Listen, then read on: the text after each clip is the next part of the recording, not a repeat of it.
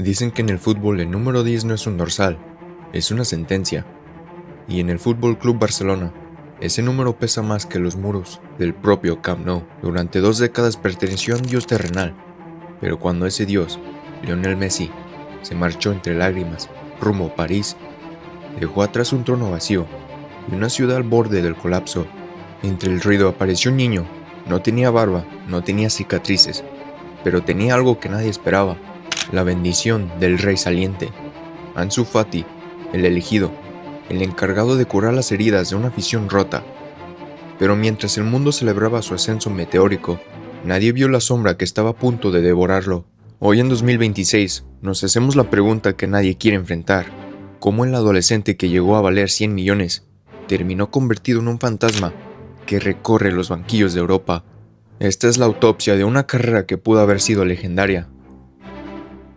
Para entender la caída, primero hay que dimensionar la grandeza del ascenso. La historia de Ansu no nació en oficinas de mármol, ni academias de élite. Nació en las calles polvorientas de Guinea-Bissau, hijo de una familia que emigró buscando oportunidades. Cuando Ansu llegó a la Masía, los entrenadores se miraron entre sí en silencio. No necesitaban palabras. Había jugadores veloces, jugadores habilidosos, pero Ansu tenía algo que no se enseña: el don del tiempo. No corría, se deslizaba. Desde niño hacía cosas que otros no podían hacer, y lo más sorprendente, podía repetirlas una y otra vez. Su vida era fútbol, no tenía otras prioridades, no había distracciones. Su integración a la Masía fue casi perfecta. Aprendió el estilo, la filosofía, la presión, la visión de juego, y desde el primer momento mostró consistencia y madurez táctica, más allá de su edad.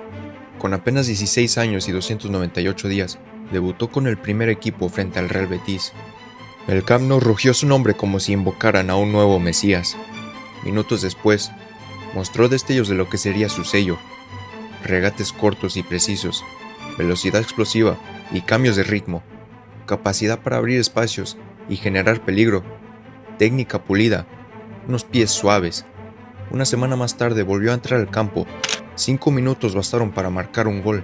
En aquel momento se convirtió en uno de los jugadores más jóvenes del Barcelona en marcar, pero ese fue solo el comienzo. En los siguientes partidos repitió hazañas, asistencias, goles decisivos, regates imposibles. En ese entonces se le consideraba el jugador más peligroso del Barça en cada encuentro. En aquel momento fue uno de los más jóvenes en debutar en la liga.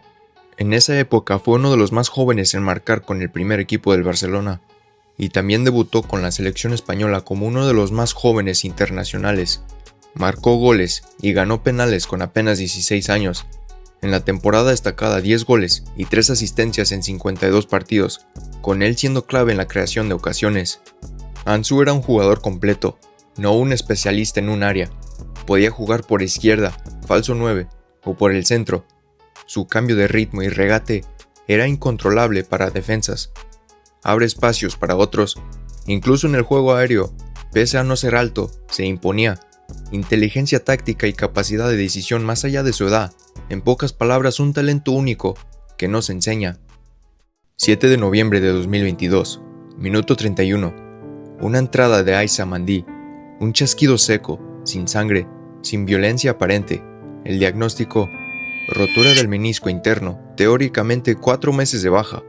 En la práctica, cirugías fallidas, inflamación, recaídas. Lo operaron 4 veces. El niño que volaba ahora cojeaba en un gimnasio vacío, y con la salida de Messi, el club cometió un error: entregar el número 10 a un jugador que aún no podía correr sin dolor. Le dieron la capa de héroe a un paciente de hospital. La presión fue su enemigo más silencioso. Cada balón esperaba milagros del pasado, pero su cuerpo solo ofrecía señales de fatiga y miedo. Perdió velocidad, confianza y la ligereza de jugar sin miedo. El Barça lo envió a otros clubes, como el Brighton y el Mónaco. Estaciones frías de un tren que parecía no saber a dónde ir. El mundo seguía esperando a Ansu, que cambió partidos con 16 años. Hoy Ansu Fati no es una superestrella. Es una advertencia: la crueldad del sistema y lo rápido que el fútbol te olvida. Dicen que su cuerpo es el de un veterano atrapado en un joven de 23 años. Pero otros aún esperamos un destello final, un regate, un gol, un recuerdo del chico que alguna vez fue el futuro del Barça. En aquel momento toda Europa hablaba de él como un talento único. Su historia nos recuerda que incluso los prodigios necesitan tiempo, paciencia y protección. ¿Y tú qué piensas? ¿Destruyó el sistema Ansu Fati? ¿O aún queda una última página por escribir? Déjame tu opinión en los comentarios. Y si te gustan estas historias que el fútbol intenta enterrar, suscríbete. Nosotros somos Sportivo y nos vemos en la próxima.